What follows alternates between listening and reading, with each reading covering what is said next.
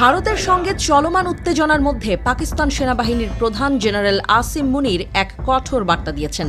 তিনি বলেন, ভারতের পক্ষ থেকে যদি সামরিক আগ্রাসনের মতো কোনো পদক্ষেপ নেওয়া হয় তাহলে পাকিস্তান এর জবাবে দ্রুত, দৃঢ় ও সুনির্দিষ্টভাবে প্রতিক্রিয়া জানাবে।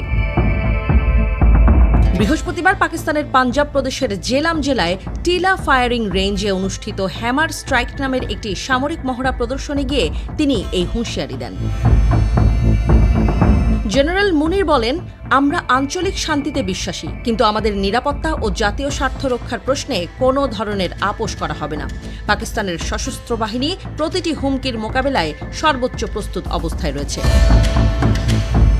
তিনি আরও যোগ করেন, ভারতের যে কোনো ধরনের দুঃসাহসিকতা বা আগ্রাসনের জবাবে পাকিস্তান শুধু কথা বলবে না, প্রয়োজন হলে দ্রুত ও কঠোর পদক্ষেপ গ্রহণ করবে।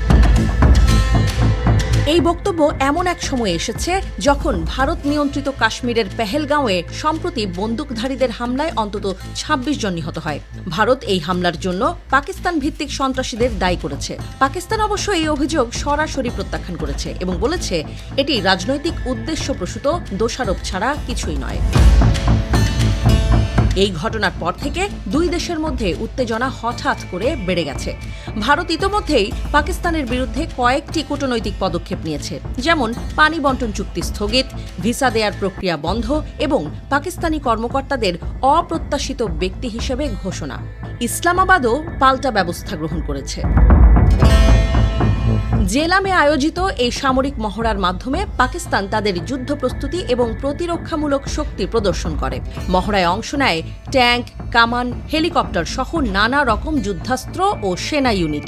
এতে সেনাবাহিনীর আধুনিক কৌশল ও সমন্বয় যোগ্যতা যাচাই করা হয়।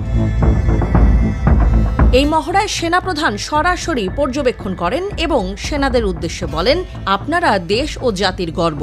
আমাদের আত্মবিশ্বাস, দক্ষতা ও প্রস্তুতির মাধ্যমেই আমরা প্রতিপক্ষকে স্পষ্ট বার্তা দিতে পারি, আমরা কারো কাছেই মাথা নত করব না। ভারত ও পাকিস্তানের মধ্যে সম্পর্ক দীর্ঘদিন ধরেই উত্তপ্ত।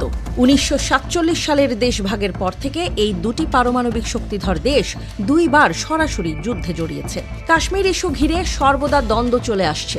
দুই দেশের সীমান্তে প্রায়ই সংঘর্ষ ঘটে থাকে। বিশেষজ্ঞরা বলছেন, জেনারেল মুনিরের সাম্প্রতিক মন্তব্য ও মহড়ার সময় প্রকাশিত বার্তা কেবলমাত্র প্রতিরক্ষামূলক অবস্থান নয়, বরং এটি ভারতের উদ্দেশ্যে একটি সুস্পষ্ট রাজনৈতিক ও সামরিক সতর্কবার্তা। এই উত্তেজনাকর পরিস্থিতিতে আন্তর্জাতিক মহল উদ্বেগ প্রকাশ করেছে এবং উভয় দেশকে শান্তিপূর্ণ আলোচনার মাধ্যমে সমস্যার সমাধান খোঁজার আহ্বান জানিয়েছে।